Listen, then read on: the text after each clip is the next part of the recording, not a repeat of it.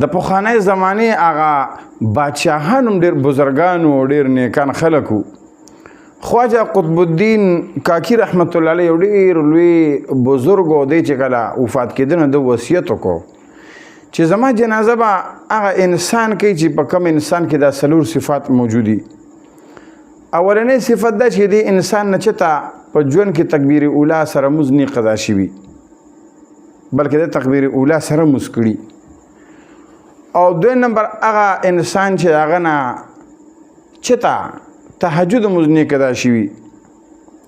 او 3 نمبر صفت دا چې هغه انسان به داسې چې هغه نه چېرته د مازدیګر د مونځ نه مخکې هم هغه 4 رکعاته سنت نه قضا شوي.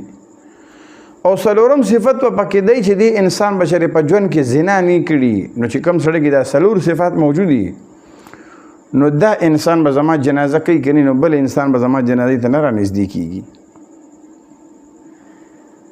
چې کله خواجه قطب الدین کاکی رحمت الله علیه وفات شو او د جنازې هغه میدان ته ولا کټ راړو، نو یو سړی پکې اعلان وکړي چې ایماندارو د خواجه قطب الدین کاکی رحمت الله علیه یو وصیت کړی و، هغه وصیت ستاسو سناوم. هغه دا وصیت دی چې هغه سړی به جنازې ته مخکې کېږي چا کې دا 4 صفات موجود وي. جنازې د خلک نه مخکې کېدل چې خدای پاکه دا صفات څنګه دي یا بچا کې موجود دي. د هغې زمانې بادشاهان ډېر نیکان و، ډېر بزرګان و.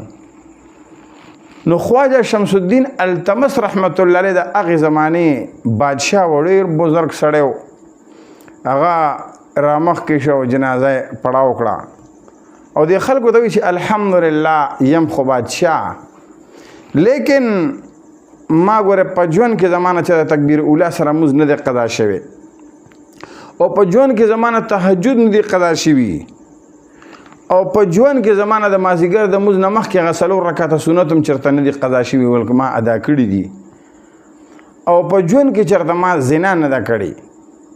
محترمو د پخوانۍ زمانې د مخکینۍ زمانې د بادشاهانو هم دا صورتحال او دا کردار او دا پوزیشن و د هغوی د دین په مسله کې. او چې څومره زمانه لرې کېږي، څومره زمانه د پیغمبر علیه الصلاة والسلام نه لرې کېږي، نو په زمانه کې نحوست راځي او په زمانه کې بې برکتي راځي او د خلکو نه دین اوځي. په خلکو کې بې حیایي، عریاني، فساد، جګړې، بغض، حسد، کینه او په خلکو کې چې کوم د الله پاک د نافرمانۍ هغه مسله راځي او په خلکو کې راسخه کېږي. محترم الله ته توجه پکار ده چې الله رب العالمین په من کې د نیکانو خلکو صفات موجود دي. د پخوانۍ زمانې څنګه صفات؟ پیغمبر علیه السلام فرمایي خیر القرون قرنی ثم الذین یلونهم ثم الذین یلونهم.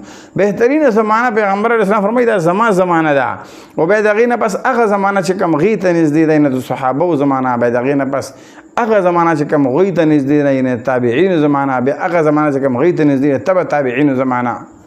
محترم الله رب العالمین دې موږ کې هم صفات پیدا کړي او الله دې موږ د نفس او د شیطان د جالونو نه محفوظ او ممنون وساتلی کړي.